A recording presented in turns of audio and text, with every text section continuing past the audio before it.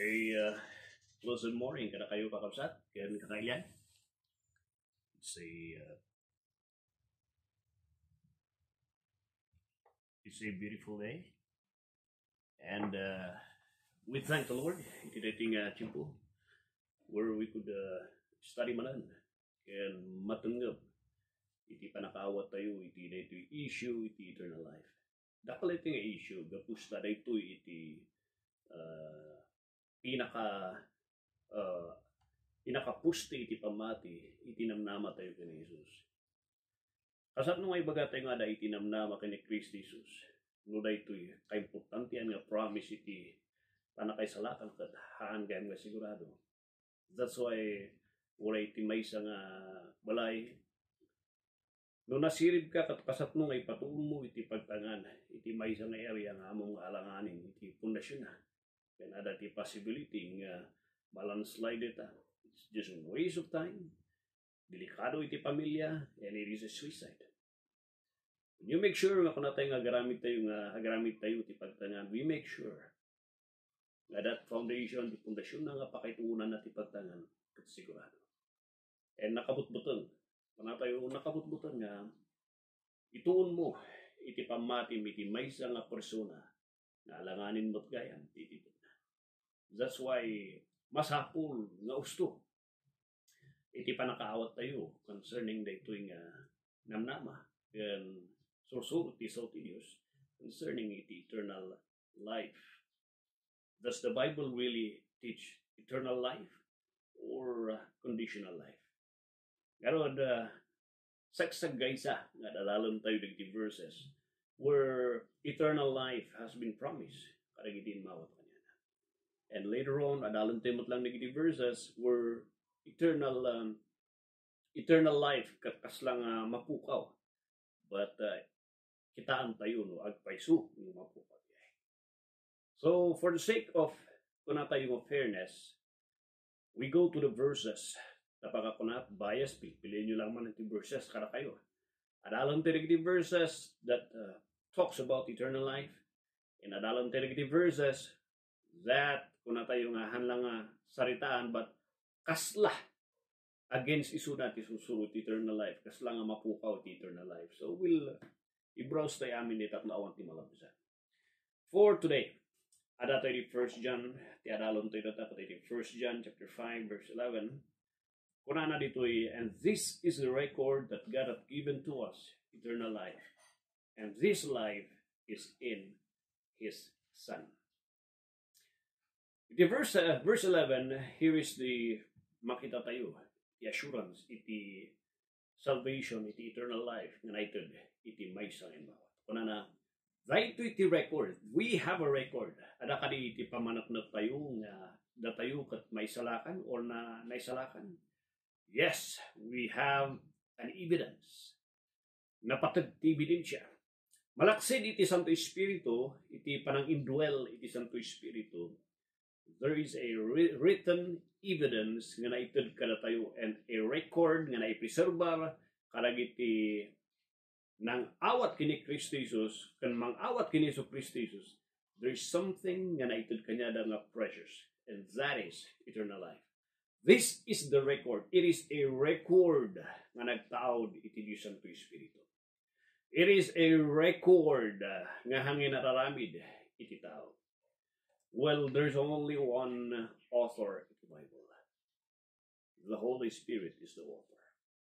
But the author nga dito'y nang usar isuna iti holy men na santuan na Diyosan nga tattao nga mangisurat iti sao ken kayat ni Apo Dios nga mamuan tayo. And we call these people the writers iti Bible. One author but ada iti writers na nga more than 40 nga writers. And kunan isaw ti Apo, this is the record. Daytoy iti pamanatnat. Nga datayo ngay mawat kini Kristo Jesus ket inikan na iti eternal life. So no kita nyo di tense nga di ay haan nga future tense. Kat nga sawan, kada tayo ngay mawat kini Hesus Kristo hanang yung baga ikanda kayunto. verse 11 ko na kayo kat inikan na past tense.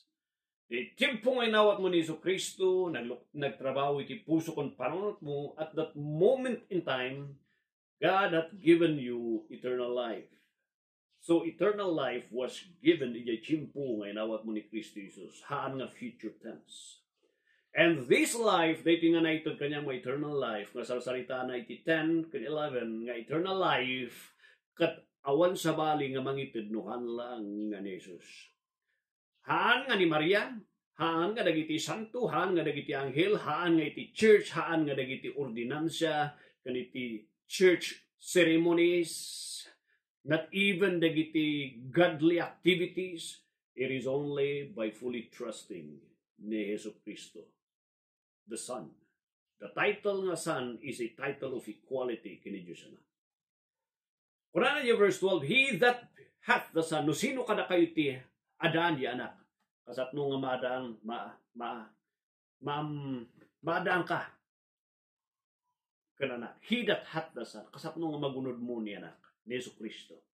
It is only by fully trusting, by fully surrendering, nga isuna di mangisalakan. Isuna, iti awanan da duma, nga naipadto, nga matay, kan permangidaton, iti perfecto nga daton, nga makaugas, kan makaisalakan ti tao.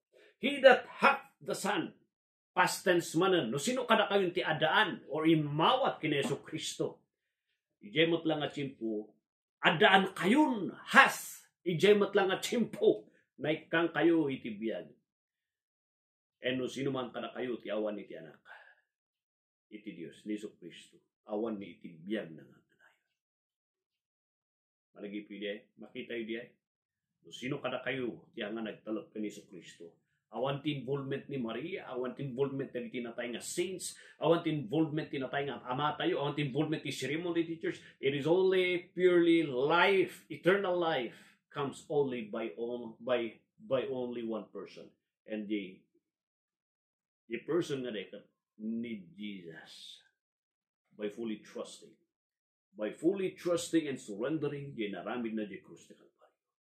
And kunana dito'y, no awan ni Jesus kanyam, then you do not have eternal life.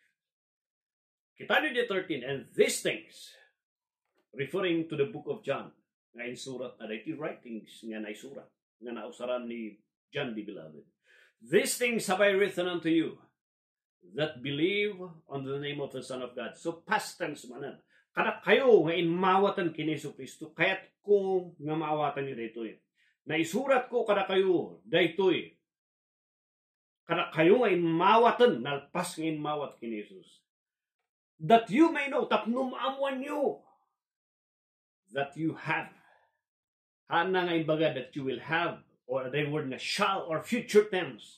Kat kung amamuan nyo nga at that moment in time nga nagbabawi kay Tiwasulyo, nag-surrender kayo kay Yesu Kristo, narami na di krus ti Kalbaryo. At that moment in time, God had promised you, God had given you eternal life. And that you may believe on the name of the Son of God, tapno at tuloy kayo nga agbiag kanday tuy, nga anak iti Diyos nga nangisalakan kada kayo. So this is the record. This is the evidence. The written Bible is our evidence nga makita tayo nga da iti biyag. Dahito iti purpose iti 1 John. May isa nga issue dito 1 John nga dahito is the issue iti eternal life. Kung nati tao iti awan ti makina mo. Mamamtulaanan numatay ka.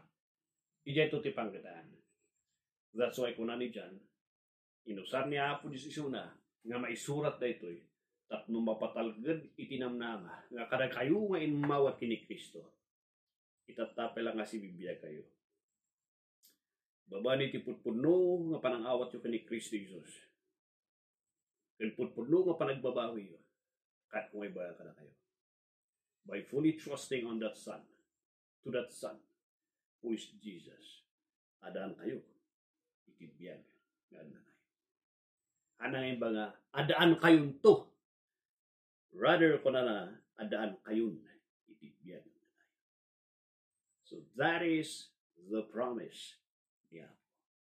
And I hope and I pray that you would value the jay nga sa Diyos.